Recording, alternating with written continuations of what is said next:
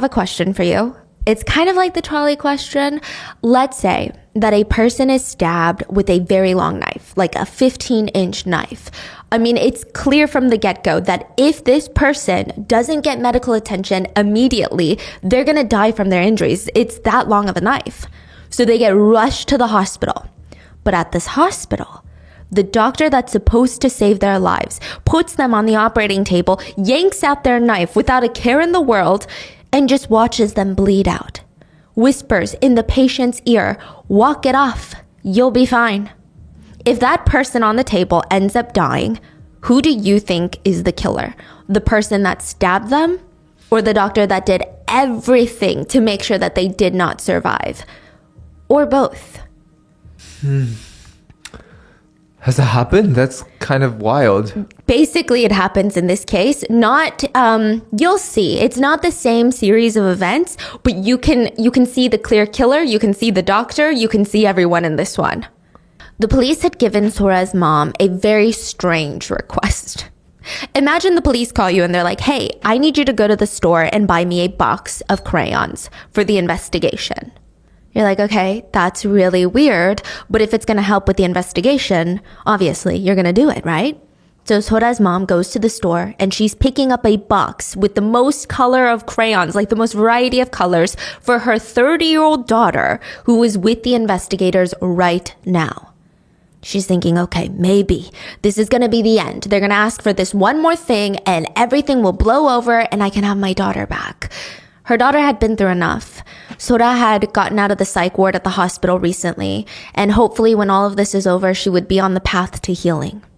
So she brings this little box of crayons to the police station, and she watches as the investigator rips them from her hands, throws them on the desk in front of her daughter Sora. "Here, take these, and draw it." "Excuse me?" He threw her a sheet of A4 paper and a ruler. "You're saying he assaulted you?" "He's saying he didn't assault you. You have no proof, so prove it. Draw his private parts." No freaking way. "If you can draw it identically to his real-life private parts, we'll investigate him further. So make sure you get it perfect, though, in terms of length and in width in millimeters. We want it precise. Oh, and the color. Your mom brought you some crayons. So if this truly happened to you, you should be able to draw it from memory. Unless you're lying about it." You're being for real? I'm being for real. This is what police said. In South Korea, yeah. Yeah. Sora is kind of glancing around the station, the same exact reaction as us, I'm sure. I'm sorry, more visceral, I'm sure, but in the sense of like, okay, is someone going to pop out and be like, "Just kidding, we're going to put them in jail for what they did, don't worry." Is this some sort of sick joke? Nobody popped out. Sora would end up grabbing those crayons despite re-traumatizing herself to the torture that she endured for the past 3 months. And she thought, if I just do this one thing, the police are going to take me seriously. They're going to know that I'm not lying, right? Instead, what happened was, when she was done drawing, another detective came up to her and said, "Hey, take off your hat. I want to see the face of the girl who slept with 12 people." She was assaulted by 12 people. Another officer said to her, "You were assaulted by 12 people? Well, you look strong. Why are you acting like that over 12 people? Did you love them at least? I mean, can you say it wasn't bad? Like, was it at least a little good?" Some girls are out there making really good money by sleeping with like 30 to 40 clients a day. So, I mean, it's just 12. It's like, the world's not over. They even said, you know that supermarket family, the family that owns the supermarket down the street? Their daughter was also essayed. But look at her. She got over it. It was just like a passing storm for her. She's living well with her family. I mean, you need to work on getting better and getting used to society. After walking out of the police station with her mom, Sora would bolt.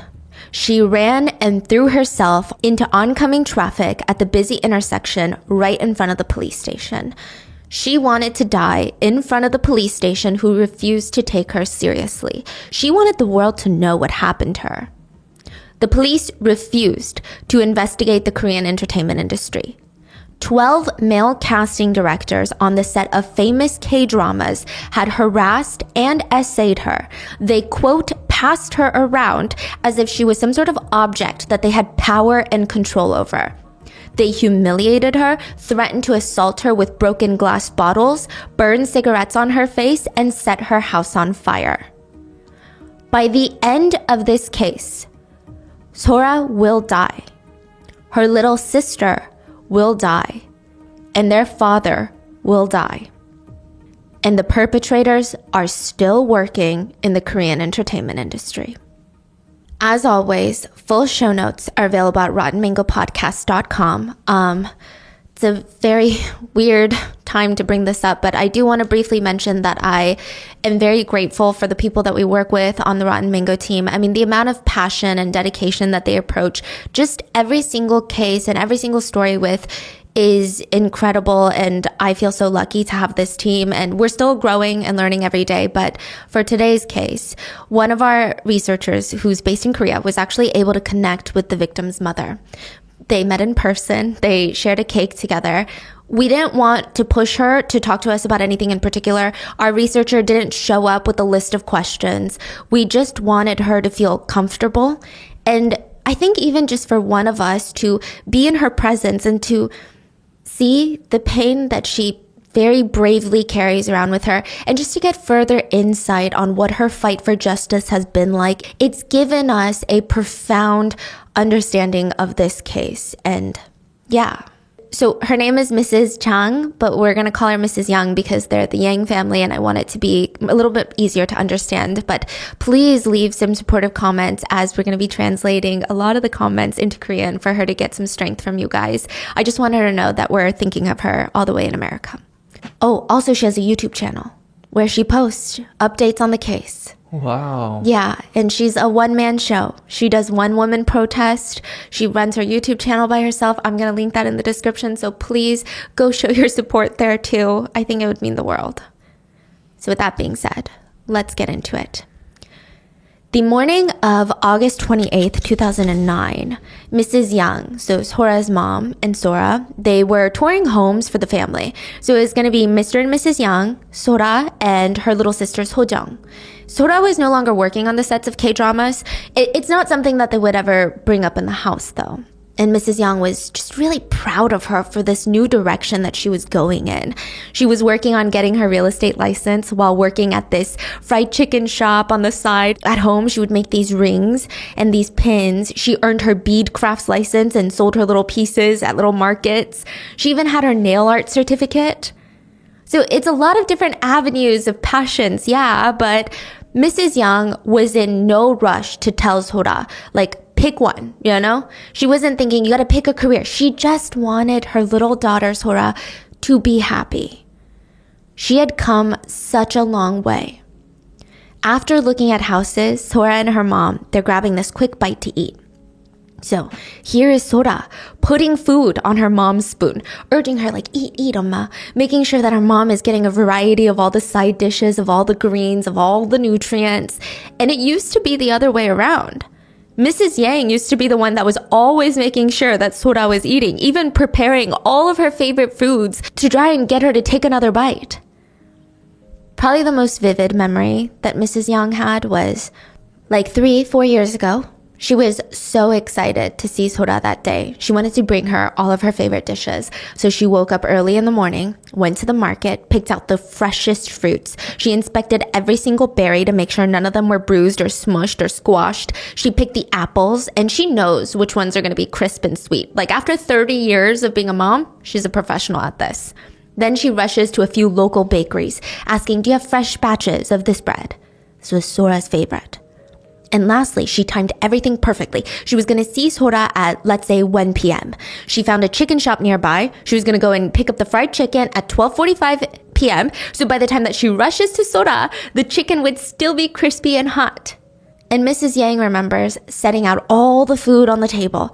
Hurry, hurry, eat while it's still hot. Come on, it's your favorite chicken. Here, eat the wing. It's your favorite. And she's putting food onto Sora's plate. And Sora was just picking at it in her hospital gown. The ones that they give all the psych ward patients. And Mrs. Yang is just sitting there anxiously waiting for her to say something, anything. Sora looks at her and says, Mom, I think I was raped. Mrs. Yang is like, okay, let me fight this memory out of my head. It is not something she wants to think about anymore. She wants to focus on Sora being healthy. I mean, it's been 4 years since that fateful day, and Sora has been getting better, right? And they're looking at houses, they're going out to lunch together, and then snap.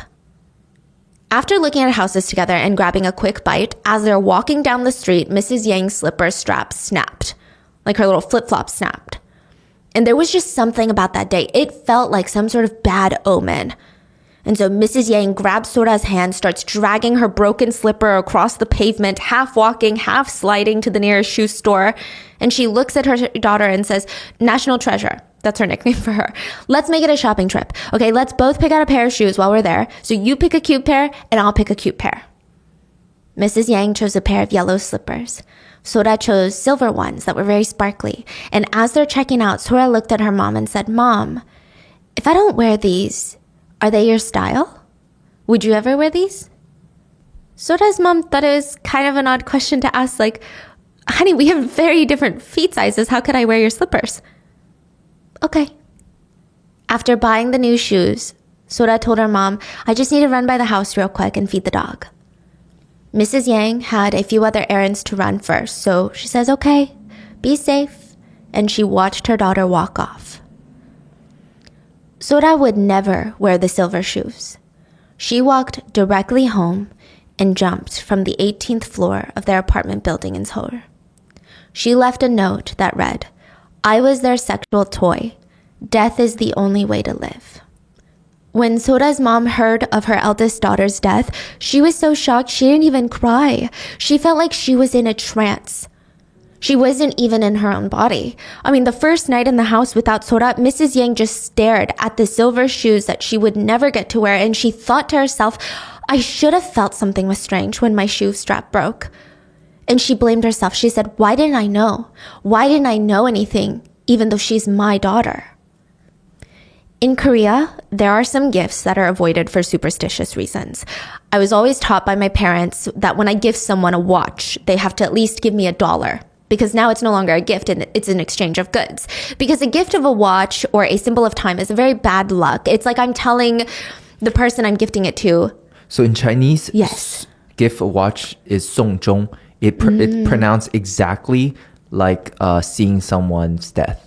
Like someone died, you take Witness. them to 送钟, like through the whole process of that. That's why the words they pronounce exactly the same. That's why you can't give that. Wow. Okay. So I was always taught by my parents, it's like you're giving a symbol of like your time is running out.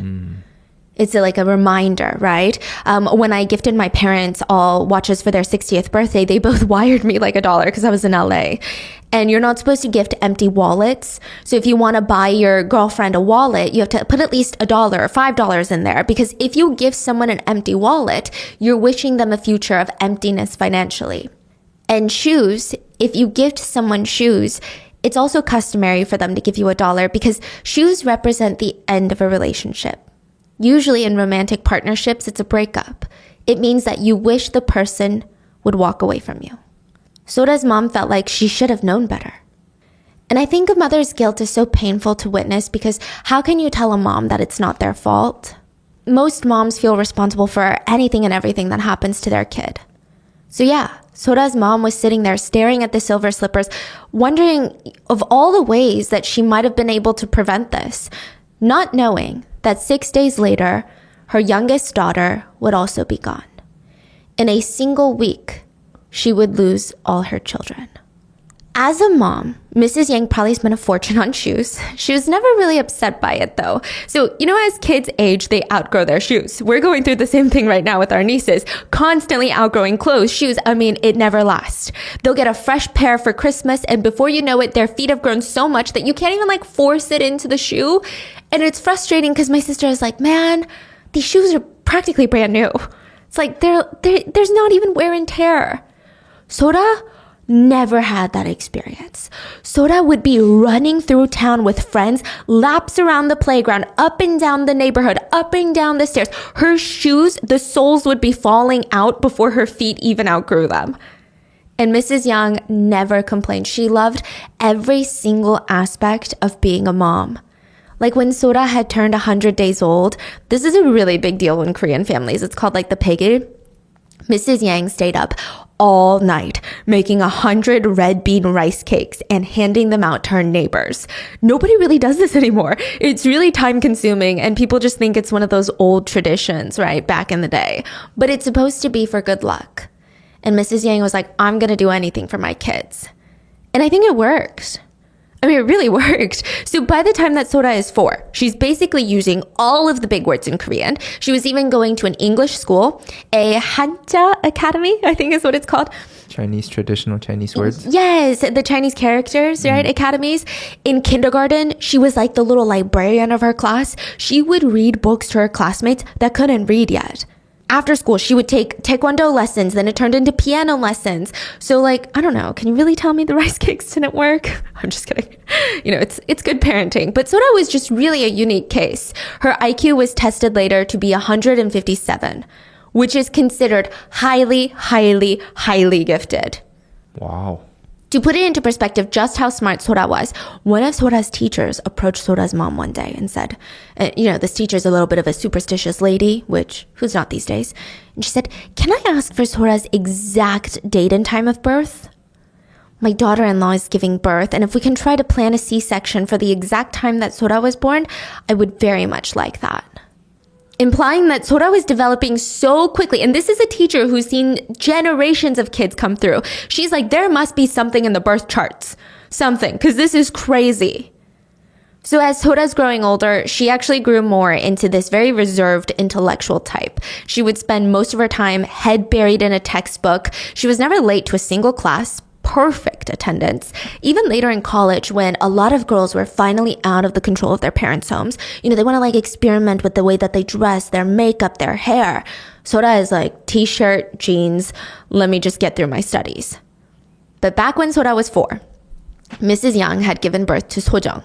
And she was the opposite of Sora. And I'm laughing because it kind of reminds me of me and my sister. She could not sit down to study. She would be dancing all over the house, stepping on Sora's homework. I mean, when she finally burned off all the energy, she would knock out. She would just be dead asleep on the couch. You could not move her until the very next morning, and she would literally be doing her homework during breakfast and on the bus on Sora's back because she just was not studious. She was like this free spirit of the family. She wanted to just explore, and she would secretly bring home stray cats and dogs. Imagine you come home after a long day of work and you just hear meow. You're like, Sojong, what is that? Why is there a noise coming from your room? And it would just be like another little kitten. And Mrs. Yang let her keep all of them. Wow. Yeah. But the two sisters, they truly could not have been more different. I mean, just can you imagine how fun their house must have been? Even like the bickering of Sojong dancing around and Sora's trying to focus on her homework. And then there's like 5 cats in the background knocking glasses off tables. I feel like the family never had a boring day with the two. Also, Mrs. Yang never called them by their names. She called them National Treasure 1 and National Treasure 2. So in Korea, all the national treasures, they're numbered. So this is a cute nickname that she gave. So it's like 1 and 2. And in 2004, after graduating college, Sora's 29 and her little sister, Sojong, is 25. So they're both kind of in this phase of life where they're thinking, we should experiment with the possibilities. This is our time before we really settle into a career. Like we're toying with the ideas of what we want to truly do. Sojong turns to Sora and says something along the lines of, 언니, like we're both bored, right? Why don't we try this job together? It's a bit far. It's near Busan, so 4-hour drive, right? But we can get a place there together and be extras on all these dramas that are filming there. There's like 10 of them filming there right now, and they're all looking for extras. It'll be fun. We can get our foot in the door, and if we like it, maybe we can, level up to like a supporting role and then go bigger and bigger from there. I mean, it's just a small gig. If it doesn't work out, it doesn't work out, and we just come back home. So at this point, Sojong had become a famous Idol's backup dancer. So she's already kind of in this entertainment industry, and it seemed like a very natural suggestion.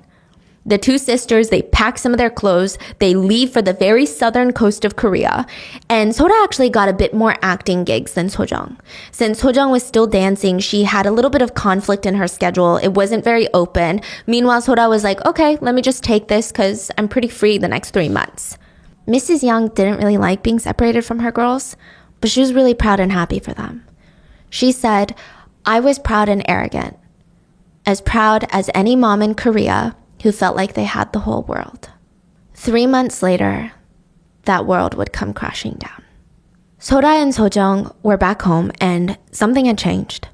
It's not even one of those instances where Mrs. Young can sit the girls down and be like, what's going on? Did you guys fight? There's tension. It wasn't even like that. It was such a drastic, scary change. Mrs. Young was lost on how to even handle this type of situation. It's like Sora had turned into a completely different person. The minute she walked in through her family's home doors, she took off all of her clothes. She was unclothed, pacing around the house, grabbing a knife and carving the words die, die, die onto a wooden tray.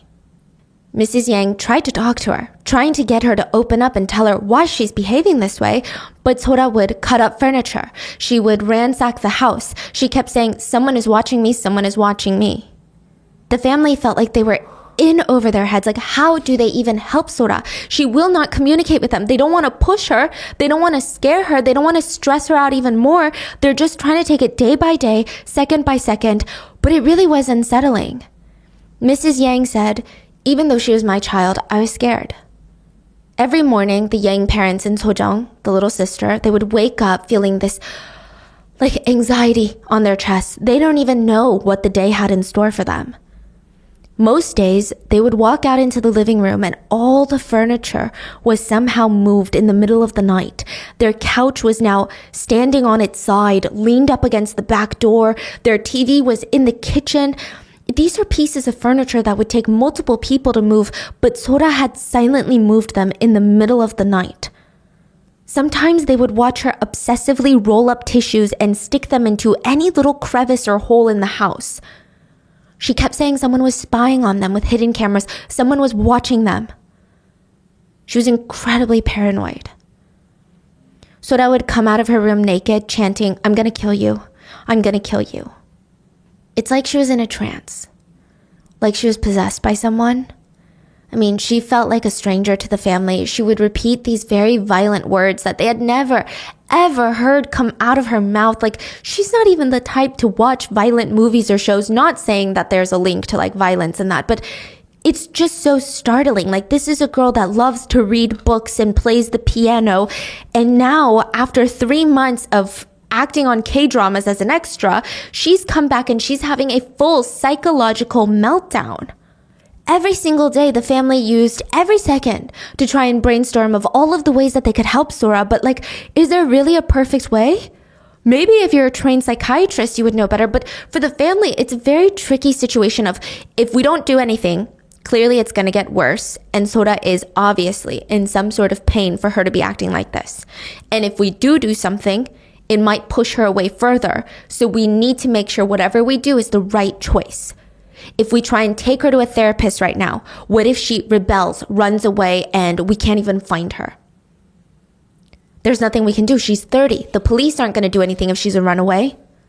Sora's behavior would only get more alarming. She would be sitting down, staring at a wall, when her phone would ring. She would get angry and tell her mom, I have to go to a shoot.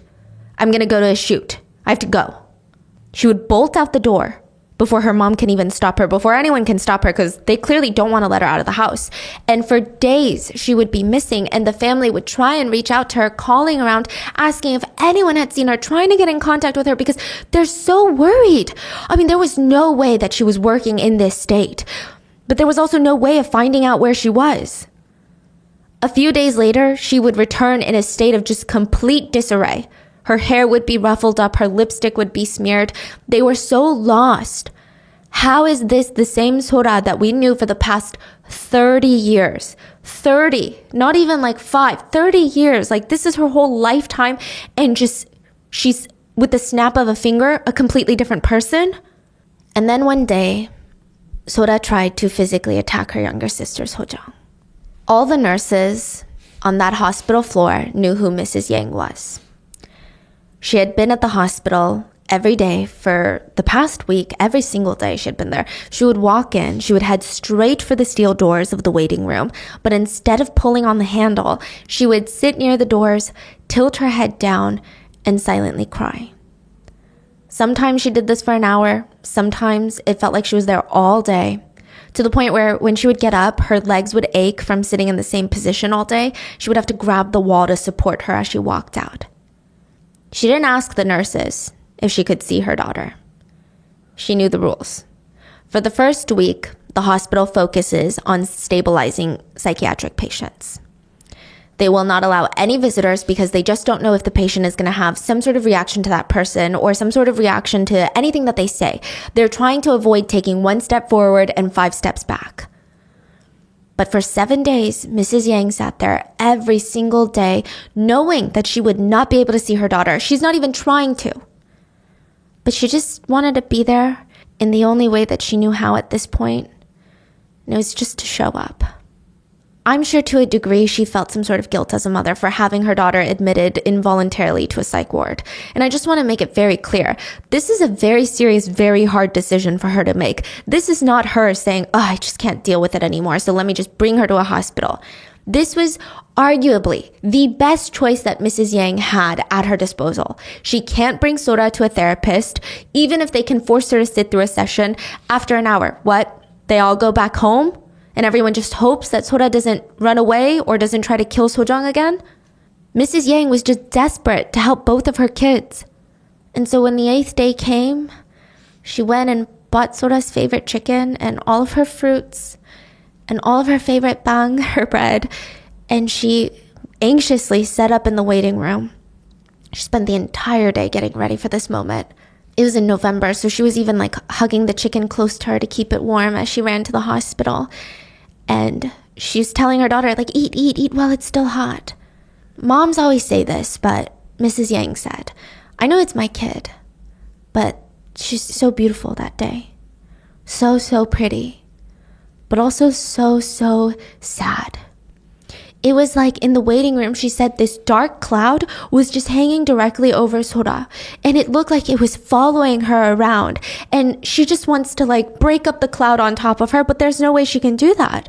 So Sora is just poking around at her food. And she says, Mom, yes, I think I was raped. Mrs. Yang sat, completely frozen, while her oldest daughter, her national treasure number 1, cried and told her the horrible things that 12 men had done to her. By the time Sora was done sharing her story, the chicken had gone cold, and Mrs. Yang's heart shattered in 1,000 different sharp, jagged pieces that felt like they were ripping into her from the inside. She felt, as a mother, just pure, unadulterated rage. Through Mrs. Yang's patience and encouragement, Sora starts to trust the medical staff. Sora would tell them bits and pieces of everything that's happened. She would call her mom sometimes in the middle of the night. Sora couldn't sleep and she would ask the nurse for a phone and she would call her mom and tell her everything in bits and pieces over the phone. Mrs. Yang quit her job to be there at any given time, any given hour for her daughter. Whatever her baby needed, she was going to do it. Mrs. Yang constantly met up with the doctors in charge of Sora's care. They informed her that Sora had contracted chlamydia, which is a bacterial STD. Thankfully, it's treatable and curable, but the part that worried the doctors was Sora was at a stage where it was very painful for her because of the chlamydia. There was pus that was exiting, and Sora did not register any of that pain nor any of that discomfort. It was like she was in a trance. She was out of her body. She could not feel the pain of her body. So while chlamydia was an issue that they're working on, it seemed like the more worrying problem on hand was she's showing just extreme symptoms of PTSD. Sora was assaulted, abused, humiliated, and potentially drugged for 3 months by 12 men. It wasn't at once, it wasn't a single event, but it was a consistent schedule of abuse. She did not speak out because they threatened to kill her, but more importantly to Sora, they threatened to do the same thing to Sora's little sister and then kill her. in Korea, I'm not sure the exact verbiage for these positions here in the US, but in Korea, they have something called extra directors. So it's not saying like, oh, this is an extra director, like another additional director, but they're like casting directors, but they don't work with casting the main crew. So they're not casting the main lead or the supporting roles, but they more so focus on casting a bunch of extras. You know, the scenes in the K-dramas where they're in a coffee shop, they need people in the background. Or when they're walking down the street, it can't be a ghost town. But they also can't use the same people in all the shots because what is the population of this town? Like 5 people, right? So they have to organize all of these different schedules, all of these different people to appear on set, be dressed in the same, like if the drama is set in winter, everyone's got to wear winter clothes. They got to know what positions to take, what kind of actions to do. And oftentimes, these extra directors are also in charge of the minors on set. Not all the time, but I think legally minors have to report to someone who knows all the child labor laws and follows the specific regulations that the government has set. And for some reason, it often falls on these positions. So these extra directors, they will often have assistants, supporting directors underneath them, managers, as well as production managers that work below them. Just for simplicity's sake, we're going to call all of the positions casting directors. They all have immense superiority over Sora and the extras on set. They're like top of the food chain. They have the power to take away jobs and to create them. So moving forward, I am just going to be using the word allegedly. It is in my personal deep opinion and feeling that these men are absolutely guilty. But since there has been no official conviction, I will be using the word allegedly because it seems like these, in my personal opinion, nasty scum of the earth pigs are very, very lawsuit happy. Yeah. The predators have been named in an article that I will also link in the show notes. The series of assaults is said to have been triggered by a casting director by the name of Lee Taek-soo. Now, since he has since changed his name to Lee Young-kwang, I'm going to call him Lee Young-kwang so that we know his real name, right?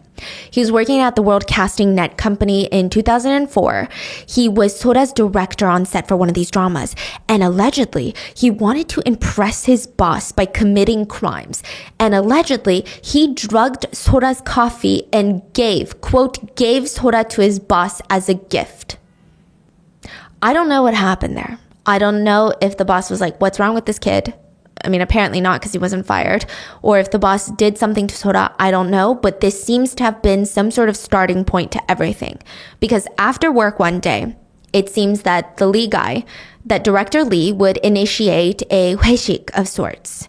And a 회식 is when all the managers and the subordinates, they go out to eat and they primarily drink after work. This is off the clock hours. You do not get paid for these gatherings. And if you're not one of the managers, it's literal hell. You have to sit there and laugh at all their unfunny jokes while you pour their drinks as if you are not just as qualified, if not more qualified, to do their goddamn jobs better than they can. I feel it's probably the bane of existence for most working women. If you go and you do what is asked of you, it is humiliating, it is degrading, it is oftentimes dangerous. These managers will force female subordinates to drink without concern for their well-being or safety. I mean, just even the principle of it is like, why am I here pouring you a shot of soju and laughing at your stupid jokes and complimenting you when everyone in the office knows that you are a blubbering, power-tripping idiot that doesn't know how to do anything correctly? And if you don't pour these egotistical managers their drinks, you risk the chance of never getting promoted because now the managers will tell their superiors that you're, quote, difficult to work with and you don't have the drive or the team spirit. It's alleged that Sora was at one of these events when she became very, very drunk. Now, this is where I want to preface something. I think if anyone thinks, even for a split second, well, why was she so drunk? I think that would be a very good moment of self-reflection, and I would like to assist in that self-reflection.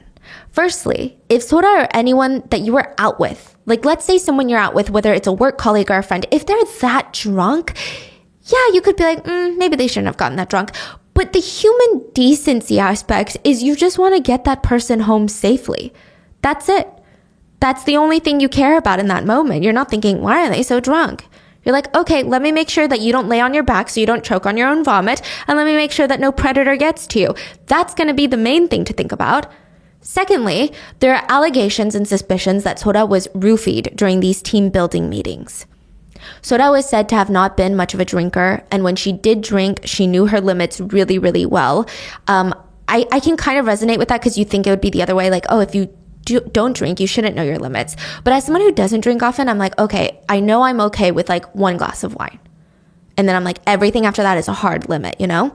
And she was very, very mindful to never cross these boundaries. I don't even think that she would drink like a full glass of wine, because it's alleged that after just one sip of beer, people started witnessing Sora behaving very drunk. So this is not normal. But let's argue that she was never drugged.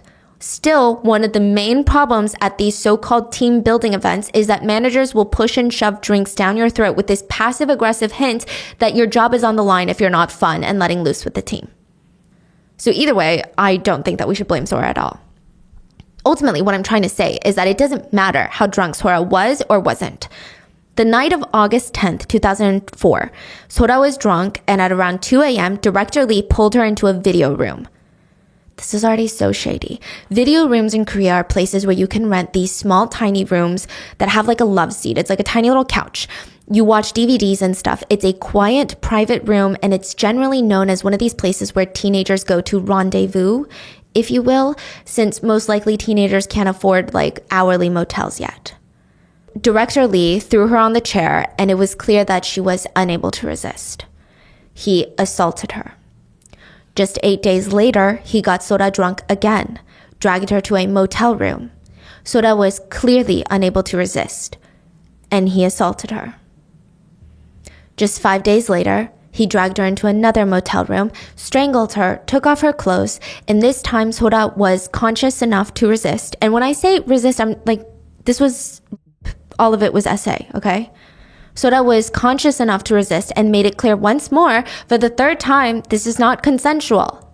She resisted physically, and he threatened her, allegedly saying something along the lines of, "I will break this glass soju bottle, cut up your face with it, and then use it to assault you. I will put out cigarettes all over your face unless you listen to me." He assaulted Sora once more, sometimes even punching her in the face, kicking her in the stomach, and slamming her up against the walls during the assaults. It's alleged that Director Lee went to tell his buddies on set what he had done, because, you know, what a thing to be proud of, right? And they all decided, we're not going to go to the cops with this. No, we're all going to commit the same crimes. Casting director Yang Tae-geum allegedly locked Sora in an unknown motel room near the set. He dragged her into the bath, sprayed water all over her mouth and private parts with the shower head, took off her clothes, laid her down, assaulted her. He said to her, "If you don't listen, I'm going to throw you in my trunk and push you into the Han River." Side note, Sora was young enough that Yang Tae-geum actually went around telling his friends that she was his niece and that he was taking her under his wing in the industry. That's how old he was. It's alleged that he even forced her to go on a 3-day staycation with him, where he continued to assault and torture her for 3 days straight. Then it was claimed that they, quote, passed her on to casting director Kim Sun-mo. He was working as a manager for the executive department of World Casting Net Company. October 13th of 2004, it said that Kim dragged a drunk and semi-conscious Sora to a motel while telling her, "If you don't follow me, I'm gonna kill you." He locked her in the room, pushed her down, and threatened to light her pubic hair on fire. Then he assaulted her, which he allegedly bragged about to casting director Kim Yo-won. That's his new name, by the way. He also changed his name. It used to be Kim Do-hyun. He was also married at the time of the assault, this new casting director. It said that he worked as a casting director and manager at the World Casting Net Company. In October 26, 2004, he got Sora drunk to the point of being barely conscious, dragged her to a motel room. She had woken up and she tried to run away, but he smacked her in the face twice and screamed, "How dare you? You're a rag, bitch." A rag is a really nasty word to call someone. It's supposed to mean that they're used and slept with by everyone. He continues, "Should I break your leg for you to listen? If you don't act right for me, you won't survive. I will carve out your private parts. Behave like you did with the other directors." He assaulted Sora, allegedly, while forcing her to watch X-rated movies. Each time, the assaults lasted several hours, and it said that they would make threats to Sora the entire time, saying things like, "I'm gonna kill your mother, I will kill your sister, I will set fire to your house with everyone in it." Some of them even took videos and pictures of the assault and threatened to post them all over the internet. In a very sick detail, it stated that some even threatened to assault her younger sister while they were assaulting her. And not even just that, the mental and emotional torture and humiliation continued on set. Now, from these actions, 9 other useless pigs were inspired to harass Sora. So the casting directors are going around telling everyone on set what they've done to her, and they're laughing about it. And so 9 other predators decide, okay, let me try the same thing. They would grab at her on set, grope her. They would grab her hand, place it on their private parts. They would spy on her while she would be changing in the dressing rooms for other scenes. One of them even had the audacity to grope her and said, "You're fat. If you want to sleep with me, you should starve today and lose some weight." Another one tried to humiliate her by calling her a mop and taunting her that he knows. He heard from everyone about her hair situation down there. Another one groped her and said, "They are big, so the rumors are true. I like them. You should come live with me." It is the common belief that Sora descended into a psychological break and mental break from all of the torture that she endured in a very short amount of time. And she met with these people every single day because she was working like 5 different dramas. And when she wasn't being R-worded and dragged to motel rooms, she was being assaulted on set, just in the open. Like, even just researching makes me sick to my stomach. So I can't even, Sora tried everything that she could. And this is the heartbreaking part. And I can't help but feel like this intense amount of pure female rage, because let me give you a brief timeline of events. Director Lee assaulted her August 10th, August 18th, August 23rd, September 5th, September 20th. On September 24th, Sora met with a therapist. October 6th, she was essayed by director Taegum. October 7th, essayed by director Kim. On October 8th, Sora met with another therapist. Then alternating between the predators Yang Taegum, Kim Sun-mo, and Kim Yo-won, it's alleged that Sora was assaulted October 11th, 13th, 17th, 19th, 24th, 26th, 27th, and then November 7th. On November 9th, she would meet with another therapist. November 18th, she was essayed once more. And on November 19th and 26th, she would meet with a therapist again. Her medical staff at the time said in a recent interview, "I remember Miss Yang as a special case patient who developed her disability due to excess stress in a short amount of time."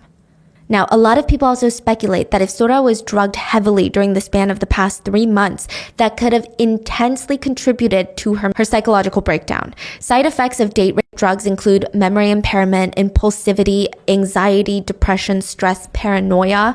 And I'm not sure if she was drugged. We can't say that we have the exact evidence because you'll see why later, but I can see that to be, because it's just so different from who Sora was for 30 years. Mm-hmm. And I don't even know the exact words to describe how Sora's mom felt, but she still held out hope that Sora would recover. It's not going to be easy, she knows that, but we're going to do it as a family, and the police are going to get us justice. Sora is going to sue the perpetrators, make them pay for what they've done, and closure is going to be the first step to healing. In Korea at the time, the laws have since changed, but in Korea at the time, let's say you're walking down a street and you witness someone getting essayed in broad daylight. You cannot, as an eyewitness, report it to the police. What? Only the person being essayed can report to the police. Like, what do you mean? Like, I can't call police? You can call them, but you can't file a report. You can't, push into motion a series of events where the perpetrator, the R-worder, gets arrested. The police will be like, "Were you the one that was essayed? Okay, then all we can do is just kind of stand here." The victim has to be like, "Hey, I was essayed." Yeah. Let me tell you the sick reasoning behind why. It's really bad. So back in the day, even if there were security cameras or eyewitnesses that caught the R-worder committing the physical, mental, emotional, violent, sadistic act of rape, unless the victim themselves doesn't file the charges, law enforcement does nothing. And according to some brainless idiots back in the day, they said no one can really know what happens between a man and a woman in private. That's why unless the victim said, "Hey, I didn't want this," they won't do anything about it. Yeah. Also, the statute of limitations for essay was just over 1 year, just 365 days. What? So Sora's mom helped Sora file a complaint December of 2004 against 12 officials from the entertainment industry for sexual assault and forcible harassment. Now, obviously, the entertainment company that they all worked for was alerted of the situation.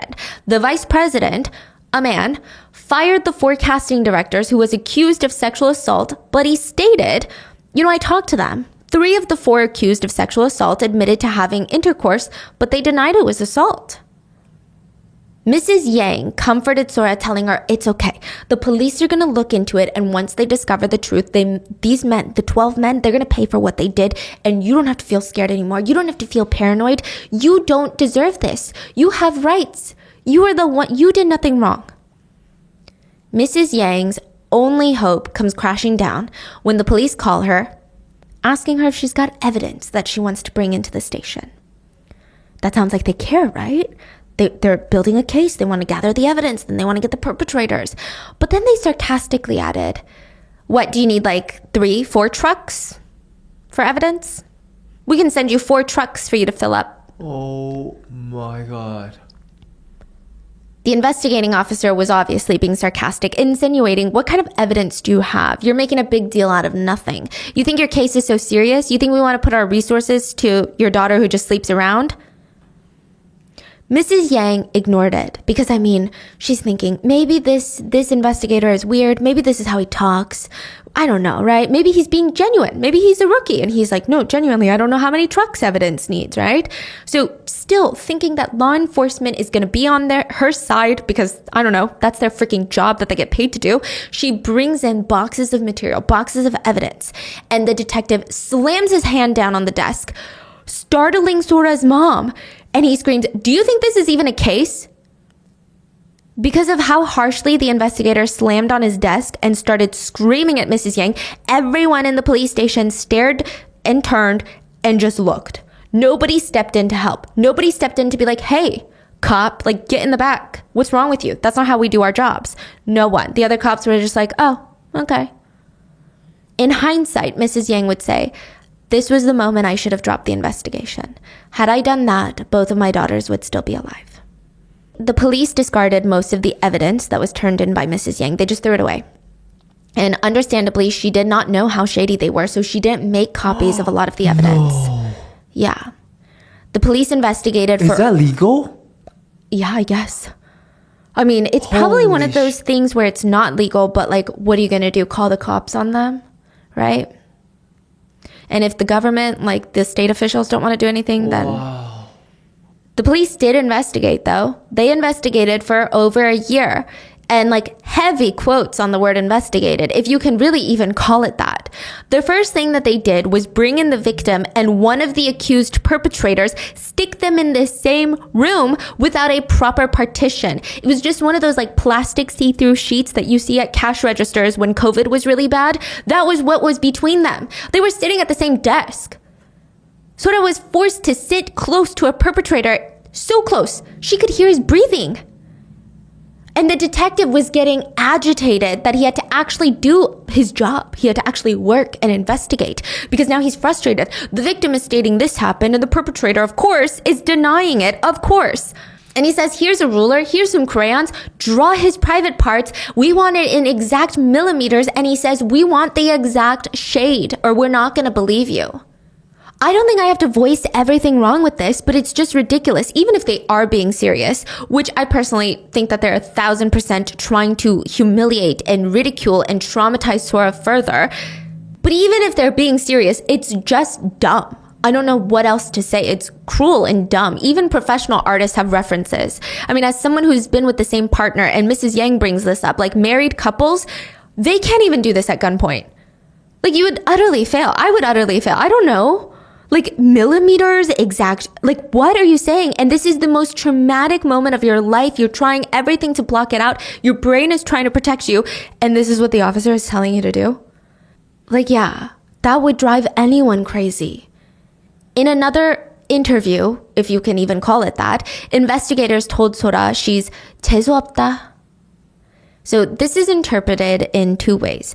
If we were walking down the street and a bird pooped on your shoulder, I might look at you and say 재수없다, which means just really bad luck. You got no good luck. Like, you have such bad luck. It's a little aggressive. Honestly, I don't even think I would say that. It's kind of a little weird. But let's say we're walking down the street, nothing happens to you, and I look at you and I say, 재수없다. It's commonly interpreted in Korean as, you're so full of shit. So he was probably arguing, I was saying, no, she just has bad luck. But it's clear he was trying to say, like, you're full of shit.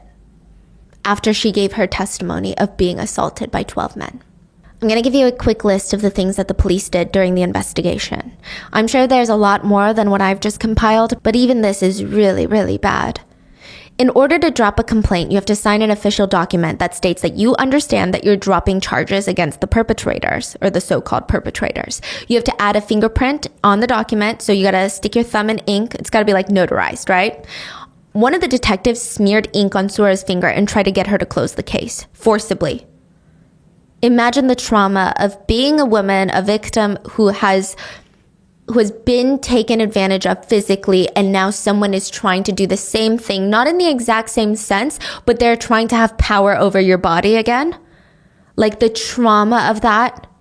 During another cross-examination with another perpetrator, where for some reason Sora was present, they basically forced her to be at every single cross-examination in front of her perpetrators with no barriers in between them, and it was all spaced out.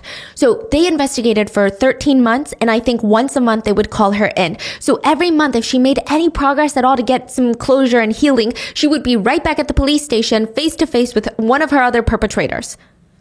She's not even just talking to the police about what happened to her. Once a month, she's meeting with her attackers face to face. And think about it, SA is incredibly destructive mentally. The victim feels like they are in a position where they did not have power over their own bodies. And in that interrogation room, Sora she was not able to face her attackers with dignity. She was not able to face it, because, you hear stories of victims finally going to trial.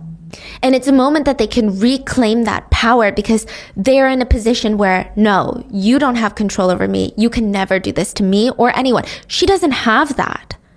Even the police aren't on her side. So think about how helpless, vulnerable she feels over and over again for over a year. A lot of experts said that this type of trauma would have probably left her feeling like she had been essayed all over again once a month for a year after her traumatic 3 months by the same perpetrators. During one of the cross-examinations, the detective asked the perpetrator to describe the sexual acts that they engaged in, because all the perpetrators admitted to what they did, but they tried to argue that it was consensual and she wanted it. The perpetrator described every single bit of the assault in great detail right in front of Sora, and even made explicit noises to go along with it. Not once did the police stop him. By the end of that cross-examination, Sora was crying and screaming. Her mom stopped it, took Sora home, where for days she sat in a trance-like state, refusing to eat anything, just laying there staring at a wall. Even just by looking at her psychiatric treatment progress notes, Sora was clearly breaking even more from the police investigation. Side note, again, Mrs. Yang blames herself for that, but I disagree. I think this is the police's fault, clearly, right? I mean, in the treatment progress notes, the medical staff wrote that Sora was reporting feeling heightened anxiety and nightmares after looking at the faces of her attackers again. She said when she hears their voices, all she can think about is when they locked her in those rooms and did what they did to her. I mean, clearly things are not going well.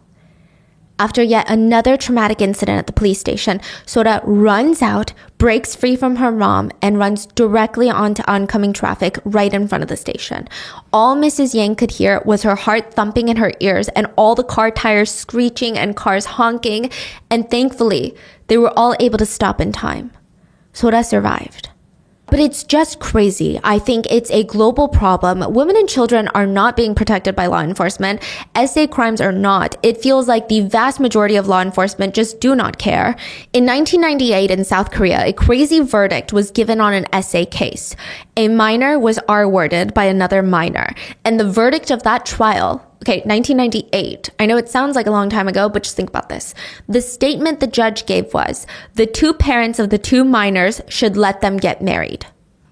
What? They were basically, they were insinuating that the victim's body was wasted since she was violently attacked by a criminal, so she should just marry the criminal and live the rest of her life in utter fear and trauma. What? Yeah. Because if you're not a virgin before you get married, it's going to be rough for you, was the sentiment. Court is dismissed.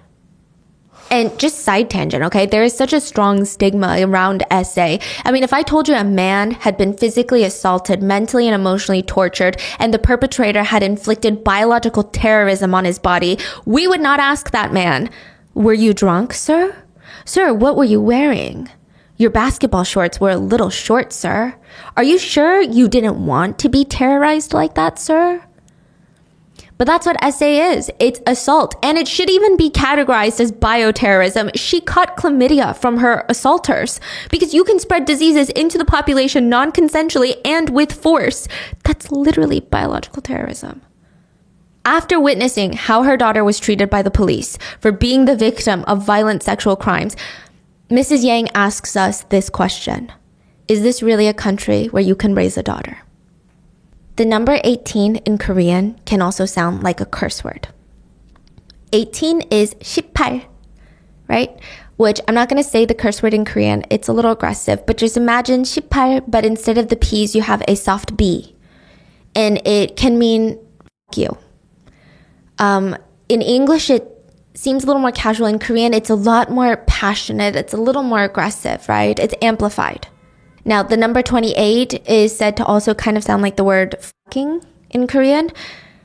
Sora jumped from the 18th floor of their apartment building on August 28th at 8:18 p.m. All the numbers lined up were 8:18, 28, 8:18. Sora chose that date specifically as a way to say fuck you to the world, fuck you to what the monsters did, and you to the police that poured salt on her wounds and created new ones. And to the justice system that didn't even help her, and to every single person that shamed her for being a victim of a crime. She said to them, fuck you.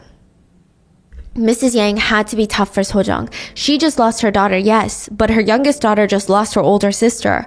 Sojung was now 30 when Sora passed, and she just lived with this immense guilt. She cried to her mom that it was all her fault. She was the one that suggested the two go be extras on drama sets. She said if she hadn't done that, they would have never dipped their toes into the industry, and she would still be here. She would be smiling, alive, happy, healthy.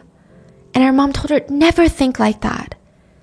Instead, let's focus all of our attention on the good moments we had before everything happened. So on the 6th night without Sora, Mrs. Yang and Sojung, they laid in bed together. They had a picture frame of Sora in between them. And they would alternate between crying and laughing. Sometimes they would start laughing and end up crying. And they were just reminiscing of all the little things that Sora would do. All of the ridiculous fights that they had gotten into that seemed like such a big deal at the time. They were borrowing each other's clothes. That's my pencil case. Mrs. Yang dozed off for a bit. And when she opened her eyes, Sojung was still wide awake. She didn't sleep at all that night. And she said, Mom, did Onni shower the day that she died? What do you mean, did she shower? I don't know what I'm thinking. Let's just all meet in 20 years, right? What does that mean? I guess if 20 years is too early, we can all be rejoined in like 30 years. Sojung got up and went to take a shower. She was in there for a very long time. That day, she would jump from the 13th floor of a building in Seoul. Her note to her mother read, Mom, I'm sorry, but I have to follow my sister. I just miss her so much. Mrs. Yang remembers that day with bitterness, not just because I'm sure it was one of the most traumatic, painful days that any single human could experience, but because she feels like she should have known something was going to happen. She says that she should have done something to try and stop it. She said, why didn't I think that my younger daughter would die too? Why didn't I save her life? About the shower comment, it felt like Sojung wanted to retrace her older sister's steps the day of. And I know the comments and questions feel strange in hindsight, and it's like, oh, didn't the mom notice that she was asking all these weird questions? But it's been 6 days since Sora passed. I don't think Sojung was displaying an abnormal amount of grief during that time. Imagine you just lose a family member. Your loved one is expressing grief and you're like, well, I don't know, you might try to do something, so let's stick you in a psych ward. Like, you wouldn't do that. That could be a new breaking point for that person. Mrs. Yang was just trying to be there for her kids. So on September 3rd, 2009, less than a week after Sora died, Sojung passed away, and Mrs. Yang's life was in pieces. And the back-to-back deaths of their 2 daughters deteriorated Mr. Yang's health. So apparently during Sora's fight for justice, Mr. Yang kind of faded in the background. He resorted to drinking a lot to try and forget his pain. He had a brain hemorrhage. He had been bedridden. He could not get back up. The stress and the toll of the drinking and all of that, he didn't recover well from his hemorrhage. Studies have shown that psychological pain has such a profound effect on healing that even hospitals don't even really know how to adequately address it. On November 2009, just 2 months after his youngest daughter's death, Mr. Yang would pass away too. And for a while, it felt like Mrs. Yang had no one, not even relatives. While Mrs. Yang wanted to put her life on the line and talk about the injustice that her family went through, her relatives were mad at her. Some of her own, closest siblings, they were saying, why are you making our family look bad? You're filling our family with problems. They're gone. There's nothing we can do to bring them back. For a while, Mrs. Yang kept quiet and she harbored all this anger and pain by herself. She lost 81 pounds. It was just so quiet when it was time to eat, and the air just felt so suffocatingly heavy. And she was just alone in that house. She went to all these doctors, got prescription pills. They were so strong that she ended up just sitting there drooling and crying at the wall. She felt like a shell of a human. She would stare at the wall or the TV all day, feeling numb. So imagine, a year of this. A year of being in a house where every nook and cranny is a remnant, a memory of your family that's all gone. She's heavily medicated. She can't even eat. She's losing all her family members. And boom, the end credits to a new drama are rolling, and it's one of Sora's perpetrators' names listed as a director. Because of these men, her daughters had become a handful of ashes. But here they are, living their lives as if nothing has happened. Some of them even had children of their own. Children. Mrs. Yang felt like she was going crazy. She even changed her name. Not because she didn't want them to find her or anything, but it's an old superstition that your name can carry good or bad luck. And she said, maybe my daughters died because my name is unclean. She said she would have given up anything for her daughters, her name, her life, anything. And that is why Mrs. Yang started her one-person protest. She would demonstrate with a huge sign showing the names of 12 perpetrators who harassed and assaulted her daughter. Every demonstration, a cop would come up to her and say, I'm a cop. I got a report that someone is defaming on the streets. The police are really worried about all the wrong things. Yeah, defamation is a serious issue, but first of all, I don't think that this is defamation. And second of all, if you were to tell me, is defamation worse than essay? It's really clear. During another demonstration, allegedly one of the family members of the perpetrators came up to Mrs. Yang and tried to slap her in the face with his palm. It's like the brother of a perpetrator, while swearing at her. One of the perpetrators even stated, I will make her a beggar by suing her for defamation. The next time she's on the street, she's going to be asking for money and food. She did get into a physical altercation with one of the perpetrators. There is a YouTube video on it on her channel, and she ends up fracturing her wrist because he shoved her during a protest. One of the wives of the pigs called Mrs. Yang and threatened to sue her for defamation. And when Mrs. Yang tried to explain to her the situation and how terrifying of a person that her husband was, the wife responded, I don't care what he did as a bachelor before we got married.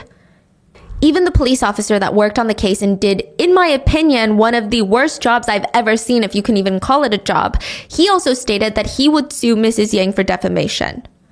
And this part is crazy, but Mrs. Yang went to see one of the detectives thinking, okay, maybe after 5 years, he'll apologize. After 10 years, he'll apologize. Maybe he'll find some salvation somewhere and come to his senses. She showed him portraits of her 2 daughters, and he insisted he doesn't recall a single thing, doesn't remember them. And he started filming her, threatening to sue her for defamation. In Korean, there's an expression, he who farts in the room and gets angry at everyone else for the smell. Mrs. Yang felt really depressed again. I mean, this is the evil, angry scum that her daughter had to deal with. In the span of 6 months, Mrs. Yang had lost her whole family. She lost her oldest daughter, her youngest daughter, then her husband. And she said that she felt like she was always gasping for air and struggling to get a deep breath in. Imagine being in a constant state where you feel like you're half drowning all the time. The only reason that Mrs. Yang stayed for so long instead of joining her family was because of one of Sojung's dogs. They still had a dog. Sojung had brought home this tiny little puppy a while ago, and they named him Pee-Pee, right? Which I feel like could mean a lot. I feel like he was a little rascal when they first got him because the name sounds very rambunctious, like a little troublemaker. And she said he was the last one in the family. She said she felt a duty to make sure that at least one family member lived a long life under her care. She brushed his teeth every single day. She looked online for best meals to feed dogs. The dog ate better than her. She would mix milk into his dog food to make it easier for him. She brushed his hair every single day. She absolutely treasured him. He lived for 19 long years before passing away. And that is when Mrs. Yang decided, it's time for me to join my family. And she attempted to end things, but she survived. And she said in that moment, all she remembered was Sojung telling her the day before when they were laying in bed together, before she passed, her youngest daughter told her, Mom, get your revenge. I think if anyone can do it, you can. You're strong. And so now, that is what she's doing. The only thing she can and will do as a mother, no matter how hard it is, no matter how lonely it is without her family, and it's been really hard, okay? Mrs. Yang waged a lawsuit against the perpetrators. April of 2014. Now, there is a part of this that I couldn't bring up earlier because I wanted to be wary of people thinking this was some sort of argument against Sora, but during the 3 months of Sora's torture, Sora purchased a ton of, quote, gifts for one of the directors. Nike shoes, hats, tech gear, clothes, cameras, sunglasses, watch, even gifted one of the directors like $1,000 in cash. Now, this is a detail that I'm sure the perpetrators would love to spin and be like, oh, she had a crush on me. But it was very clear that Sora was threatened. She could not say no to these people. They threatened to cut up her face, light her family home on fire, kill her own family, and assault her younger sister. So yeah, I don't think she personally bought these items because she very much enjoyed the company of these scumbags. One of the directors was even threatening her, trying to get her to give him the deed to their family home. These were all alleged in the lawsuit, but Sora's mom's case would be dismissed because the statute of limitations had already passed. Now, remember how some of the perpetrators wanted to sue Mrs. Yang for defamation? Well, they did. They tried to sue her for over $100,000, stating that Mrs. Yang had ruined their reputations and made them lose out on work due to her one-person protests that she would do in front of their agencies. Yeah. They would also allege that Mrs. Yang was doing this all for money. Also, Mrs. Yang is in her 70s and she's a very beautiful person, and they tried to argue that she's trying to make money off her daughter's death and get plastic surgery, which I feel like tells us all we need to know about these pigs. Imagine your children pass because of SA and they're like, no, you're not doing this for justice. You're doing it because you want to look pretty. These are like caricatures of evil, disgusting villains. Also, they tried to argue that it was consensual and that they were just so attractive, and Sora even offered to pay for the motel fees herself. Thankfully, the judge dismissed, threw their lawsuits in the trash can where it belongs, and stated, I cannot help but feel deeply frustrated and sad at the disastrous failure of public power. As a person in charge of public power, I express my deep apology and sincere consolation to the mother. The judge read out a 2-page paper about the failure of justice and deemed Mrs. Yang not guilty in defaming the perpetrators. But still, the principal that they even filed defamation charges, she felt like the perpetrators were trying to kill her daughters twice. But Mrs. Yang's revenge had just begun. She wanted to reveal the inside story of the death of her 2 daughters to the world. I mean, she feels like she needs to. This is what her youngest daughter told her to do before she passed. She's doing this for her kids. She started a petition for the Blue House, which is like the White House of South Korea. As of March 2018, more than 200,000 people have signed the national petition to the Blue House demanding a reinvestigation into this case. Now, back in the day, if you got 200,000 signatures in 1 month, the Blue House would at least have to address that petition. That has since changed because of the new president. He doesn't even want to look at it. No way. Yeah, it's really bad. So she had 200,000 signatures. This was the 23rd Blue House petition that was formally addressed by the Blue House of South Korea. They said that they were going to reinvestigate. But in 2018, when the police began reinvestigating, the frustrating thing was because of how poorly the case was handled in the first place, in the first time when it actually happened, right after, there wasn't a ton of evidence left over. Like I said, the police basically trashed everything. They ruined all shots at a proper investigation, then and in the future. The police commissioner even stated that because of the statute of limitations had passed and the complaint was withdrawn while Sora was alive, they said basically it looks like a reinvestigation won't be possible. Or at least they won't produce any results, really. Mrs. Yang said, "I never dreamed that there would be 200,000 people. I thought it'd be incredible if we got 100,000 people to sign. I just want to thank everyone. I'm a small citizen with no power, and I want to thank everyone just for knowing. Thank you so much. I'm glad I'm alive. There is no way to repay even a little of what we wanted from our children.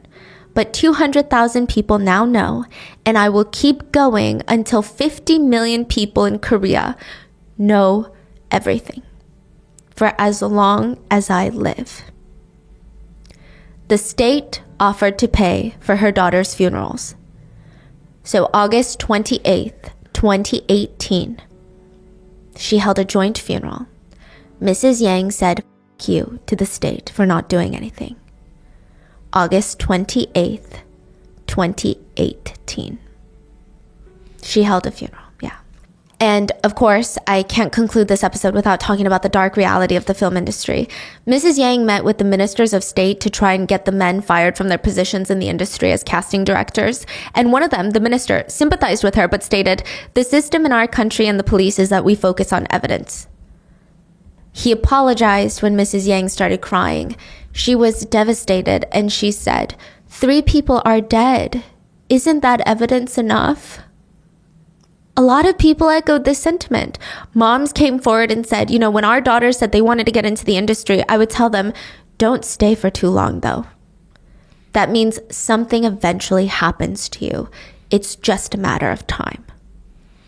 An anonymous assistant performer said that working in the industry for the past 10 years, sexual harassment occurs frequently on sets, and everyone but the stars, like the lead and the supporting roles, everybody else, they have to hold their breaths on set and hope that it doesn't happen to them. A Youngjin committee survey revealed that only 1 out of 27 cases were dealt with legally. About half the cases were just swept under the rug so the victims wouldn't have to lose their livelihoods.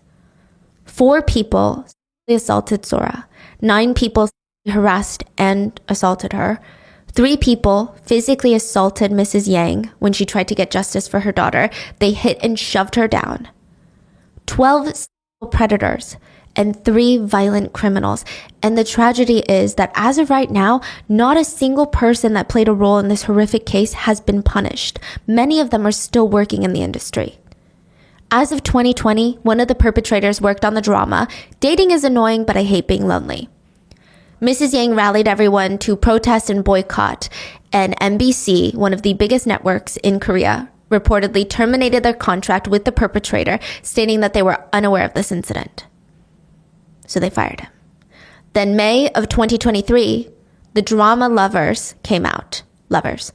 Another perpetrator had worked on set. MBC banned them from accessing any future production sites and stated since they were hired by a third party that they were unaware at the time of the incident, they stated that they will actually terminate the whole contract with that third party company in question to exclude any possible participation of a perpetrator moving forward. Also, this is really scary, but apparently one of the casting directors, Lee Young-kwang, is working in the administration department of a huge gynecology office in South Korea. Meanwhile, from all the lawsuits that Mrs. Yang faced from the perpetrators, even though they were dismissed, she had to sell her apartment to pay her legal fees.